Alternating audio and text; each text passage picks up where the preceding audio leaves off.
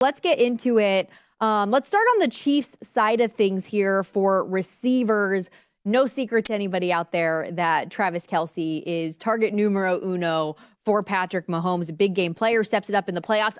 I missed his receiving number, Matt, by a half a yard last week. He had 78. The number was sitting at 78.5. Currently, we are seeing the odds over at DraftKings at 80.5. Ooh, it's a high number. Can he get there? This thing opened 78.5. We didn't take long for this to get where we're at right now. And listen, as we approach kickoff, this is definitely going to be one of the ones that runs for multiple different reasons. One, he's kind of the name brand guy there for the Chiefs, right? And when everybody decides they're going to come in and start betting on these props next week, Travis Kelce is going to be the guy they gravitate to, not really any of these ancillary pieces in the pass game. So that is another reason why, if you do want an over on Travis Kelce, this is a guy I will advocate for to bet early literally as soon as you could possibly do it, because this number, it would not surprise me if by the time we get to kickoff, we're looking 5 more yards, 85, 86, 87, something like that, because everybody's going to bet the over on Travis Kelce. And listen,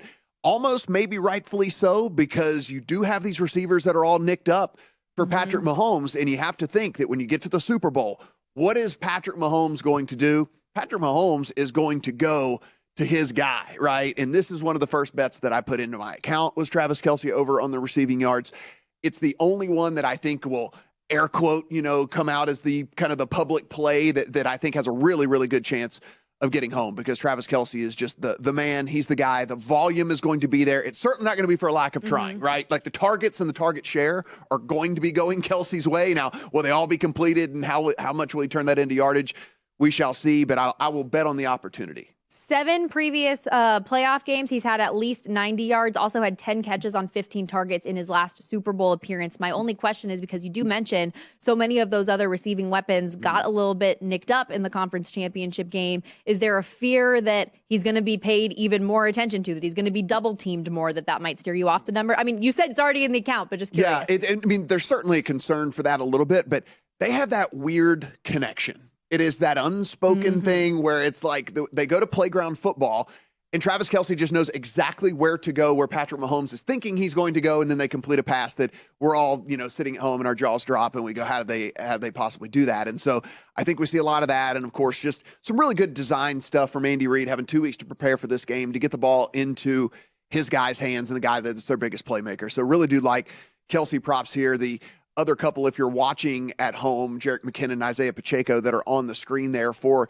the Chiefs. It is 2 guys that I do believe, if the game script kind of goes against Kansas City, we might see them get a little bit more involved in the pass game, running more routes and things like that, but nothing that I really want to bet on those guys. What about on the ground? Any interest there with those?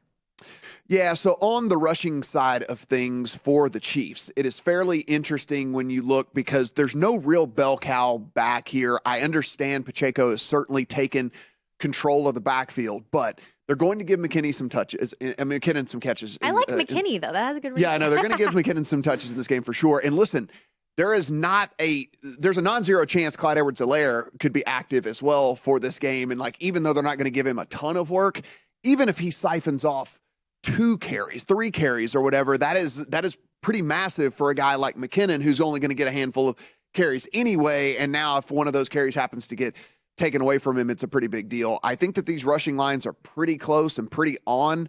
And honestly, I think from a betting standpoint, really, you're kind of looking at the Mahomes one going, how many times is Mahomes going to take off, right? I mean, that really truly is what you're looking at here. I'm not worried about the ankle at all. We know he is fine with running the ball.